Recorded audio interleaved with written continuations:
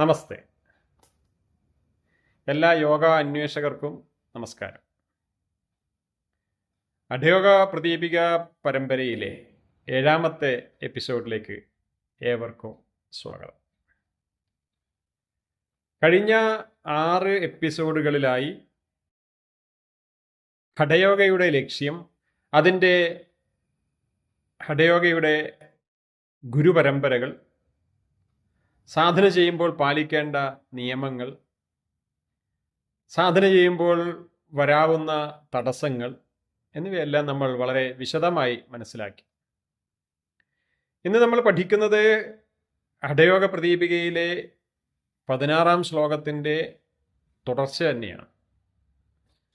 ആസനങ്ങൾ തുടങ്ങുന്നതിന് മുൻപായി സ്വാത്മാരാമൻ 16ാം ശ്ലോകത്തിന് ശേഷം യമനിയമങ്ങളെ പരിചയപ്പെടുത്തുന്നുണ്ട്. ഈ ശ്ലോകത്തിന് ശേഷമാണ് സ്വാത്മാരാമൻ ഹഠയോഗത്തിൻ്റെ പ്രായോഗിക പരിശീലനങ്ങൾക്ക് തുടക്കം കുറിക്കുന്നത്. ഹഠയോഗത്തിൻ്റെ 1ാമത്തെ ചൂടായ ആസനങ്ങളെ അദ്ദേഹം എങ്ങനെയാണ് അവതരിപ്പിക്കുന്നത് എന്ന് നമുക്ക് 17ാം ശ്ലോകത്തിൽ കാണാം. അതിനു മുമ്പ് നമുക്ക് യമനിയമങ്ങളിൽ, ഹഠയോഗ പ്രദീപികയിൽ പറയുന്ന യമനിയമങ്ങളിലേക്ക് കടക്കാം. 17ാമത്തെ ശ്ലോകത്തിൽ ആസനം പ്രഥമംഗത്വാത്, ഹഠയോഗത്തിൽ ആസനത്തിനാണ് പ്രഥമ സ്ഥാനം എന്ന് സ്വാത്മാരാമൻ പറഞ്ഞുവെങ്കിലും അതിനർത്ഥം യമനിയമങ്ങൾ ഹഠയോഗത്തിൽ ഇല്ല എന്നല്ല.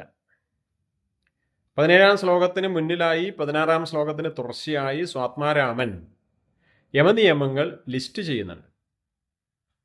പതഞ്ജലി മഹർഷി രാജയോഗത്തിൽ യമനിയമങ്ങൾ 5 വീതമാണ് പറഞ്ഞിട്ടുള്ളത്. ഹഠയോഗ പ്രദീപികയിൽ അത് 10 യമങ്ങളും 10 നിയമങ്ങളുമായി വിശദീകരിച്ചിട്ടുണ്ട്. പതഞ്ജലി മഹർഷി തൻ്റെ അഷ്ടാംഗയോഗത്തിൽ യമനിയമങ്ങൾ പൂർണ്ണമായി പാലിച്ചതിന് ശേഷം മാത്രമേ ആസനങ്ങളിലേക്ക് കടക്കാവൂ എന്ന് നിർബന്ധം പിടിക്കുന്നുണ്ട്. എന്നാൽ ഹഠയോഗം കൂടുതൽ പ്രായോഗികമാണ്. മനസ്സ് അശാന്തമായിരിക്കുന്ന ഒരു സാധാരണക്കാരനെ തുടക്കത്തിൽ തന്നെ അഹിംസ, സത്യം തുടങ്ങിയ യമനിയമങ്ങൾ പൂർണ്ണമായി പാലിക്കാൻ കഴിഞ്ഞെന്ന് വരില്ല. അതുകൊണ്ട് ഹഠയോഗ പ്രദീപിക ആദ്യം നിങ്ങൾ ആസനവും പ്രാണായാമവും ചെയ്ത് ശരീരം പ്രാണനും ശുദ്ധീകരിക്കുക. ഊർജം സന്തുലിതമാകുമ്പോൾ ഈ പറയുന്ന 10 യമങ്ങളും 10 നിയമങ്ങളും നിങ്ങളുടെ ജീവിതത്തിലേക്ക് തനിയെ വളരെ സ്വാഭാവികമായി വന്നോളും എന്നാണ് പറയുന്നത്. അതുകൊണ്ട് ഈ യമനിയമങ്ങൾ ഹഠയോഗിക്ക് ഒരു നിർബന്ധിത വ്യവസ്ഥയല്ല, മറിച്ച് സാധനയിലൂടെ നേടിയെടുക്കേണ്ടുന്ന, മാറിയെടുക്കേണ്ടുന്ന ലക്ഷ്യങ്ങളാണ് എന്ന് മനസ്സിലാക്കണം. നമുക്ക് ആദ്യം യമങ്ങളെ എങ്ങനെയാണ് ലിസ്റ്റ് ചെയ്തിട്ടുള്ളത് എന്ന് നോക്കാം. അഹിംസ സത്യമസ്ഥേയം, ബ്രഹ്മചര്യം ക്ഷമാധൃതി, ദയാർജവം മിതാഹാര, ശൗചം ചൈവ യമാദശ. അഹിംസ, മനസാ വാചാ കർമ്മണ ഒന്നിനെയും സ്വയം തന്നെയോ ഹിംസിക്കാതിരിക്കുക എന്നതാണ്. സത്യം, മനസ്സുകൊണ്ടും വാക്കുകൊണ്ടും പ്രവൃത്തി കൊണ്ടും സത്യസന്ധനായിരിക്കുക. അസ്ഥേയം, അന്യരുടെ വസ്തുക്കൾ മോഷ്ടിക്കാതിരിക്കുക. മനസ്സുകൊണ്ട് ആഗ്രഹിക്കുന്നത് പോലും മോക്ഷണമായി കാണണം. ബ്രഹ്മചര്യം, ബ്രഹ്മത്തിൽ ചരിക്കുക, ജീവിക്കുക എന്നതാണ് ബ്രഹ്മചര്യം. ബോധത്തിൻ്റെ പൂർണ്ണതയാണ് ബ്രഹ്മം.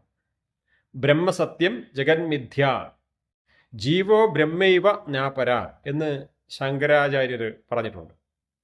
ബ്രഹ്മം ജീവനാണ്, അത് പ്രാണനാണ്, അത് പ്രണവമാണ്. ലൈംഗിക നിയന്ത്രണം എന്ന അർത്ഥവും ബ്രഹ്മചര്യത്തിന് പറയാറുണ്ട്. ശരീരത്തിലെ സപ്തധാതുക്കളും രസം, രക്തം, മാംസം, മേധസ്, അസ്ഥി, മജ്ജ, ശുക്ലം എന്നീ ധാതുക്കൾ സംരക്ഷിക്കപ്പെടണം. അതാണ് ഓജസ്, അതാണ് ബലം. അത് സംരക്ഷിക്കപ്പെടണം. മനസ്സുകൊണ്ടും വാക്കുകൊണ്ടും പ്രവൃത്തി കൊണ്ടും ശരീരത്തിൻ്റെ ഓജസ് നിലനിർത്തുന്നതാണ് ബ്രഹ്മചര്യം. ക്ഷമ, ഭൂതകാലത്തിൽ അഭിരമിക്കാതെ വർത്തമാനകാലത്തിൽ തന്നെ ജീവിക്കാൻ കഴിയുന്നതാണ് ക്ഷമ. ക്ഷമ ഒരു ശീലമാക്കിയ വ്യക്തി സന്തോഷവും സംതൃപ്തിയും നിറഞ്ഞ ആളായി മാറും. പ്രതികാരബുദ്ധി തന്നെയും സമൂഹത്തെയും പ്രക്ഷുബ്ധമാക്കും എന്ന് അവർക്കറിയാം. അടുത്തത് ധൃതി, സ്ഥിരോത്സാഹം. എല്ലാത്തിനോടും പോസിറ്റീവായൊരു സമീപനം ഉണ്ടായിരിക്കണം. തനിക്കോ ചുറ്റുപാടിലോ സംഭവിക്കുന്ന ഒന്നും തൻ്റെ ശരീരത്തെയും മനസ്സിനെയും ബാധിക്കാതിരിക്കാനുള്ള കഴിവ് നേടണം. അതാണ് ധൃതി. ദയ, മറ്റുള്ളവരോട് ദയയുള്ളവനായി മാറുക. ഹൃദയവും മുഖവും ചുണ്ടും ശരീരവും ദയാമയമായിരിക്കണം. ദയ ദൈവിക ശക്തിയാണ്, അത് ആർജിക്കണം. അടുത്തത് ആർജവം, വാക്കിലും നോക്കിലും പ്രവൃത്തിയിലും കാപട്യമില്ലായ്മയാണ് ആർജവം.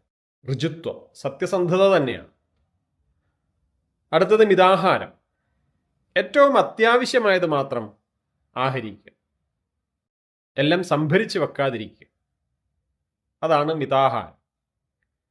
ശൗചം, ബാഹ്യ ആഭ്യന്തര ശുചിത്വമാണ് ശൗചം.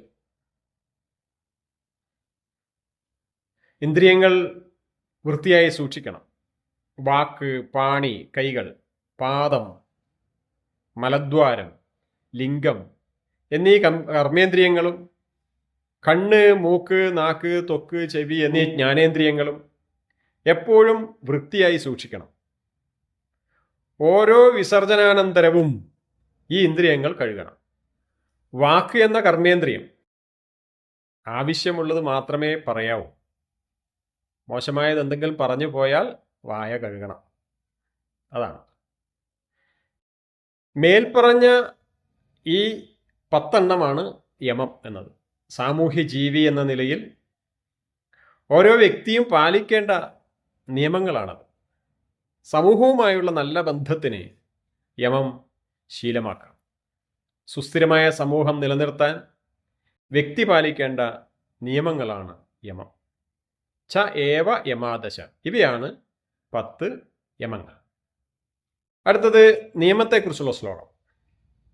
തപോ സന്തോഷ ആസ്തിക്യം ദാനം ഈശ്വര പൂജനം സിദ്ധാന്ത വാക്യശ്രവണം ഹ്രീമതി ച ജപോഹുതം നിയമാദശ സംപ്രോക്ത യോഗശാസ്ത്ര വിശാരദൈ.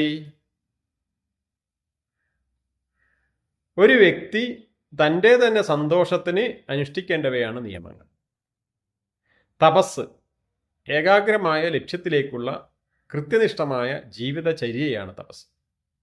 സന്തോഷം, ഉള്ളിൽ സംതൃപ്തനാവുക.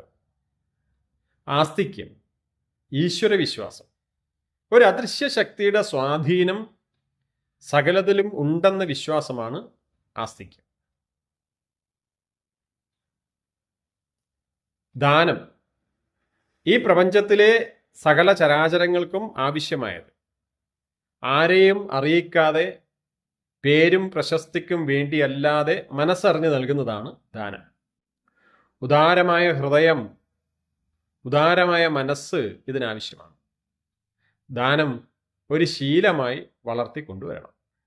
ഈശ്വരപൂജനം, ശരീരവും ആരോഗ്യവും അറിവും ബലവും സമ്പത്തും തുടങ്ങി സകലതും നൽകിയത് ഈശ്വരനാണ് എന്ന് വിശ്വസിക്കുക. ഇത് ജാതി മതവർഗാധിഷ്ഠിത ഈശ്വര വിശ്വാസ കോലാഹലവുമായി ബന്ധിപ്പിച്ച് കാണരുത്. ഈശാവാസ്യ ഉപനിഷത്തിലെ 1-ാം മന്ത്രത്തിൽ ഈശാവാസ്യമിതം സർവം യത് കിഞ്ചിത് ജഗത്യാം ജഗത് എന്ന് പറയുന്നുണ്ട്. ചലിക്കുന്നതും അല്ലാത്തതുമായ സകലത്തിലും ഈശ്വരൻ നിറഞ്ഞിരിക്കുകയാണ്. ആ ശക്തിയിലുള്ള വിശ്വാസമാണ് ഈശ്വരപൂജ. അതെപ്പോഴും ഉണ്ടായിരിക്കണം. അടുത്തത് സിദ്ധാന്തവാക്യ ശ്രവണം. സിദ്ധാന്തവാക്യങ്ങൾ ശ്രവിക്കുക. തത്വമസി, അഹം ബ്രഹ്മാസ്മി തുടങ്ങിയ വാക്യങ്ങളായാണ് സിദ്ധാന്തവാക്യങ്ങൾ എന്ന് പറയാൻ. തത്വമസി ഗുരു ഉപദേശിച്ച് തരുന്ന വാക്യവും അഹം ബ്രഹ്മാസ്മി എന്നത് ശിഷ്യൻ്റെ അറിവുമാണ്. അദ്ദേഹം സ്വയം ഉൾക്കൊണ്ടതാണ്, തിരിച്ചറിഞ്ഞതാണ് അഹം ബ്രഹ്മാസ്മി എന്നത്. ഇത്തരം കാര്യങ്ങൾ കേൾക്കണം. അതിന് ഗുരുക്കന്മാരുടെ നേതൃത്വത്തിൽ നടക്കുന്ന സത്സംഗങ്ങളിൽ പങ്കെടുക്കണം. ഇങ്ങനെ ഗുരുവേദാന്ത വാക്യങ്ങളെ ഉൾക്കൊള്ളുന്നതാണ് സിദ്ധാന്ത വാക്യശ്രവണം. യോഗസൂത്രത്തിൽ സ്വാധ്യായം എന്നാണ് ഇതിനെ പറയുന്നത്.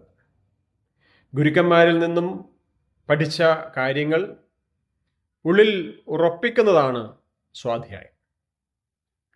അടുത്ത നിയമം ഹ്രീ, എളിമ, അഹങ്കാരമില്ലായ്മ. അടുത്തത് മതി, ശരിതെറ്റുകളെ തിരിച്ചറിയാൻ കഴിയുന്ന വിവേകബുദ്ധിയാണ് മതി എന്ന് പറയുന്നത്. അടുത്തത് ഹുതം, യജ്ഞങ്ങൾ ചെയ്യുക അല്ലെങ്കിൽ വ്രതങ്ങൾ അതൊക്കെ പാലിക്കുക. ഇപ്രകാരം നിയമോ ദശ സംപ്രോക്ത, ഇവയാണ് യോഗശാസ്ത്ര വിശാരദന്മാർ പറഞ്ഞിട്ടുള്ള 10 നിയമങ്ങൾ. യമനിയമങ്ങൾക്ക് ശേഷം സ്വാത്മാരാമൻ ഹഠയോഗത്തിൻ്റെ പ്രായോഗിക പരിശീലനങ്ങൾക്ക് അടിത്തറയിടുന്ന 17-ാം ശ്ലോകത്തിലേക്ക് കടക്കുകയാണ്. ഹഠയോഗത്തിൻ്റെ ഒന്നാമത്തെ ചുവടുവെപ്പായ ആസനങ്ങളെ അദ്ദേഹം എങ്ങനെയാണ് അവതരിപ്പിക്കുന്നതെന്ന് നമുക്ക് നോക്കാം. ഈ 17-ന് മുന്നേ ഉള്ള 2 ശ്ലോകങ്ങൾക്ക് ശ്ലോകസംഖ്യ ബീഹാർ സ്കൂൾ ഓഫ് യോഗ ഒന്നും കൊടുത്തു കാണുന്നില്ല. അതുകൊണ്ടാണ് 17, 18 എന്ന് അതിന് നമ്പർ കൊടുക്കാഞ്ഞത്. അത് 16-ൻ്റെ തുടർച്ചയായി യമനിയമങ്ങളെ പരിചയപ്പെടുത്തുന്ന ശ്ലോകങ്ങളായി അതിനെ കാണുകയാണ് ചെയ്യുന്നത്. അതുകൊണ്ടാണ് അടുത്ത ശ്ലോകം 17-ാമത്തേത് ആകുന്നത്. ശ്ലോകം 17. ഹഠസ്യ പ്രഥമംഗത്വാത് ആസനം പൂർവമുച്യതേ കുര്യാത് തദാസനം സ്ഥൈര്യം ആരോഗ്യം ചാങ്കലാഘവം. ഹഠസ്യ പ്രഥമം അംഗത്വാത്, ഹഠയോഗത്തിൻ്റെ ഏറ്റവും ആദ്യത്തെ അംഗം ആയതുകൊണ്ട് ആസനം പൂർവം ഉച്യതേ, ആസനത്തെക്കുറിച്ച് ഇവിടെ ആദ്യം പറയുന്നു. മനസ്സിനെ നിയന്ത്രിക്കാൻ പറയുന്നതിനേക്കാൾ എളുപ്പം ശരീരത്തെ നിയന്ത്രിക്കാൻ പറയുന്നതാണ്. ശരീരത്തിൻ്റെ ആരോഗ്യവും മനസ്സിൻ്റെ അവസ്ഥയും തമ്മിൽ നേരിട്ട് ബന്ധപ്പെട്ടിരിക്കുന്നു എന്ന് നമ്മൾക്കറിയാം. തത് ആസനം കുര്യാത്, ആ ആസന പരിശീലനം നമ്മളിൽ ഉണ്ടാക്കുന്നത് എന്തെല്ലാമാണ്? ധൈര്യം, സ്ഥൈര്യം, ആരോഗ്യം ച അങ്കലാഘവം. സ്ഥൈര്യം, സ്ഥിരത, ശാരീരികമായ സ്ഥിരത കൈവരിമ്പോൾ അത് മനസ്സിൻ്റെ ചഞ്ചലതയെ മാറ്റുകയും ഏകാഗ്രത നൽകുകയും ചെയ്യും. ഉയർന്ന ധ്യാനങ്ങളിൽ ദീർഘനേരം ഒരേ ഇരിപ്പിൽ ഇരിക്കാൻ ഇത് ശരീരത്തെ പ്രാപ്തമാക്കും. ആരോഗ്യം, ശരീരത്തിലെ ഊർജപ്രവാഹങ്ങളെ തടസ്സപ്പെടുത്തുന്ന മാലിന്യങ്ങളെ മാറ്റാൻ ആസനങ്ങൾ സഹായിക്കും. ഇത് എൻഡോക്രൈൻ ഗ്ലാൻഡ്സിനെ, അന്തസ്രാവി ഗ്രന്ഥികളുടെ, ആന്തരിക അവയവങ്ങളുടെ പ്രവർത്തനം സുഗമമാക്കും. അങ്കലാഘവം, ലൈറ്റ്നെസ് ഓഫ് ലിംസ്, ശരീരത്തിലെ കാഠിന്യവും മടിയും മാറി ശരീരം അതീവ ലഘുവാകും, ഫ്ലെക്സിബിളാവും, സ്റ്റിഫ്നെസ് ഒക്കെ മാറും. ചുരുക്കത്തിൽ പ്രാണായാമത്തിലേക്കും ധ്യാനത്തിലേക്കും കടക്കുന്നതിന് മുൻപ് ശരീരത്തെയും നാഡീവ്യൂഹത്തെയും ഒരുക്കുന്ന പ്രക്രിയയാണ് ആസനങ്ങൾ. അതായത് ഹഠയോഗ ശാസ്ത്രപ്രകാരം ആസനങ്ങൾ ചെയ്യുന്നത് വെറുമൊരു കായികാഭ്യാസമല്ല, മറിച്ച് അത് ശരീരത്തിനും മനസ്സിനും സ്ഥിരതയും ആരോഗ്യവും ലഘുത്വവും നേടാനാണ് എന്ന് സ്വാത്മാരാമൻ വ്യക്തമാക്കും. അതോടുകൂടി ഈ പരമ്പരയുടെ ഈ എപ്പിസോഡ് അവസാനിക്കുകയാണ്.